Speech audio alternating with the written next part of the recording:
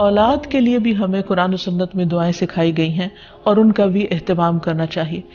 انسان اپنی زندگی میں اپنی بہترین کمائی اپنی اولاد ہی کو سمجھتا ہے، اور انسان اپنی زندگی کا بہترین سرمایہ اپنی اولاد پر خرچ کرتا ہے، اور اپنے بعد بھی ان کے لیے ہر طرح کی راحتیں اور نعمتیں چھوڑ کر جانا چاہتا ہے. لیکن اگر اولاد نیک ہو تو وہ والدین کے لیے صدقہ جاریہ بھی بنتی ہے، اور والدین کے خون پسینے کی کمائی کو ان کی زندگی میں اور ان کی زندگی کے بعد بہترین جگہوں پر استعمال کرتی ہے. لیکن اگر اولاد بگڑی ہوئی ہو تو زندگی میں بھی انسان کے لیے اذیت اور عذاب ہے، اور بعد میں بھی اس کے مال کو ضائع کرنے والی ہوتی ہے اور اس کے لیے بدنامی کا سبب بنتی ہے. اس لیے خصوصی طور پر اولاد کے لیے دعائیں کرتے رہنا چاہیے. نبی صلی اللہ علیہ وسلم نے فرمایا 3 قسم کے لوگوں کی دعائیں قبول ہوتی ہیں اور ان کی قبولیت میں کوئی شک و شبہ نہیں: مظلوم کی دعا، مسافر کی دعا، اور والد کی دعا اپنی اولاد کے لیے. یعنی جب باپ اپنے بچوں کے لیے دعا کرتا ہے تو وہ دعا بھی ہے. اسی طرح نبی صلی اللہ علیہ وسلم نے اس بات سے بھی منع کیا کہ کوئی اپنی اولاد کے خلاف دعا کرے یا اس کو بد دعا دے، کیونکہ وہ بھی قبول ہو جاتی ہے اور پھر انسان کے لیے پریشانی کا باعث بنتی ہے. اس سلسلے میں نبی صلی اللہ علیہ وسلم نے فرمایا اپنی اولاد کو بد دعا نہ دو، ایسا نہ ہو کہ وہ اللہ کی طرف سے قبولیت کی گھڑی ہو اور وہ تمہارے لیے قبول کر لے. اور اگر انسان کی ایسی دعا قبول ہو جائے تو پھر انسان کے لیے سخت پریشانی کا باعث ہو سکتی ہے یہ بات. اور اس میں ہم دیکھتے ہیں کہ زکریا علیہ السلام کی بھی اولاد نہیں تھی تو وہ بھی بڑھاپے تک مایوس نہیں ہوئے اور دعا مانگتے رہے. اور اس سلسلے میں آتا ہے کہ وہ جب دعا مانگتے تو کہتے رب ہب لی من لدنک ذریۃ طیبہ انک سمیع الدعاء، کہ اے میرے پروردگار مجھے اپنے پاس سے نیک اور پاکیزہ سیرت اولاد عطا فرما، تو ہی دعا کا سننے والا ہے. یعنی پیغمبر ہمیشہ صرف اولاد کی دعا نہیں کرتے بلکہ نیک اولاد کی دعا کرتے ہیں. اولاد کا ہونا اللہ سبحانہ وتعالیٰ کا ایک بہت بڑا انعام اور بندے پر بہت بڑا احسان ہے. اسی لیے ہم دیکھتے ہیں کہ اولاد انسان کے لیے اگر نیک ہو تو راحت، رحمت، آرام اور چین اور آنکھوں کی ٹھنڈک کا ذریعہ ہوتی ہے. نبی صلی اللہ علیہ وسلم حضرت حسن اور حسین کو اپنے پھول کہا کرتے تھے کہ یہ دونوں میری دنیا کے پھول ہیں. ایک اور حدیث سے ہمیں پتہ چلتا ہے کہ اولاد انسان کی بہترین کمائی ہے. فرمایا ان اولادکم من اطیب کسبکم، تمہاری اولاد تمہاری سب سے بہترین کمائی ہے، بس اپنی اولاد کی کمائی میں سکھاؤ، یعنی وہ انسان کے لیے حلال ہے، جائز ہے.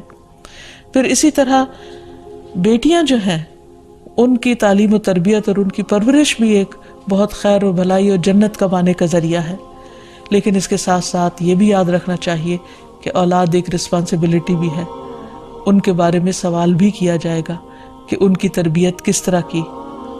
پھر خصوصی طور پر اسے ماں کی ذمہ داری قرار دیا گیا. اگرچہ ماں اور باپ دونوں ذمہ دار ہیں، لیکن عورت سے اس کے گھر والوں یعنی اس کے بچوں کے بارے میں اس سے سوال ہوگا کہ اس نے ان کی تربیت کیسے کی.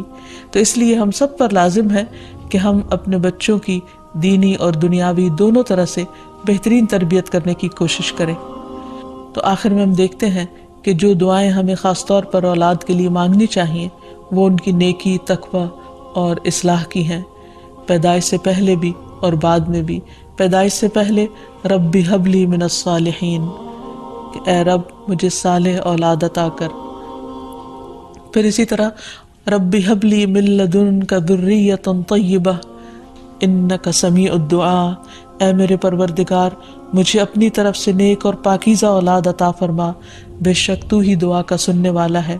پھر اسی طرح اپنی اولاد کو شیطان مردود سے بچانے کی بھی دعا کرنی چاہیے، جیسے حضرت مریم علیہ السلام کی والدہ نے ان کی پیدائش کے وقت یہ دعا مانگی تھی وَإِنِّي أُعِيذُهَا بِكَ وَذُرِّيَّتَهَا مِنَ الشَّيْطَانِ الرَّجِيمِ، اور بے شک میں اس کو اور اس کی اولاد کو شیطان مردود سے تیری پناہ میں دیتی ہوں.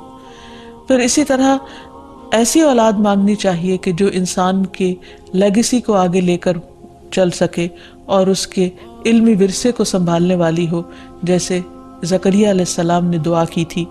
پھر اسی طرح اولاد کے اللہ تعالیٰ کے راستے میں قبول ہونے کی بھی دعا کرنی چاہیے، جیسے حضرت مریم کی والدہ نے ان کے لیے دعا کی تھی کہ ربی انی نذرت لک ما فی بطنی محررا فتقبل منی، کہ اے میرے رب بے شک میں نے تیرے لیے اس کی نظر مانی ہے جو میرے پیٹ میں ہے کہ میں آزاد چھوڑ دوں گی، سو مجھ سے قبول فرما، بے شک تو سب کچھ سننے سب کچھ جاننے والا ہے۔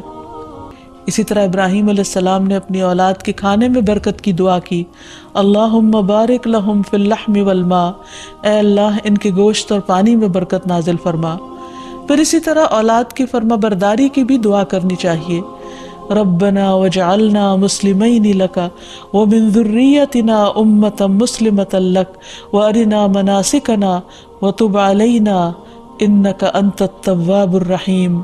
اے ہمارے پروردگار، ہم دونوں کو اپنا فرما بردار بنا لے اور ہماری اولاد میں سے ایک جماعت پیدا کر جو تیری فرما بردار ہو، اور ہمیں اپنی عبادت کے طریقے بتلا اور ہماری توبہ قبول فرما، بے شک تو بڑا توبہ قبول کرنے والا اور نہایت رحم فرمانے والا ہے۔ پھر اسی طرح اولاد کی اصلاح کی دعا کرنی چاہیے، رب اوزعنی ان اشکر نعمتک التی انعمت علی وعلی والدی وان اعمل صالحا ترضاہ واصلح لی فی ذریتی انی تبت الیک وانی من المسلمین۔ اے میرے پروردگار مجھے توفیق دے کہ میں تیرے اس احسان کا شکر ادا کروں جو تو نے مجھ پر اور میرے والدین پر کیا، اور یہ بھی کہ میں ایسے اچھے عمل کروں جو تجھے پسند ہو، اور میری خاطر میری اولاد کی اصلاح کر، میں تیرے حضور توبہ کرتا ہوں اور بلا شبہ میں فرما بردار ہوں۔ اسی طرح اولاد کی نماز قائم کرنے کی دعا کرنی چاہیے، رب اجعلنی مقیم الصلاۃ ومن ذریتی ربنا وتقبل دعا۔ اے میرے رب مجھے بھی اور میری اولاد کو بھی نماز قائم رکھنے والا بنا، پروردگار میری یہ دعا قبول فرما۔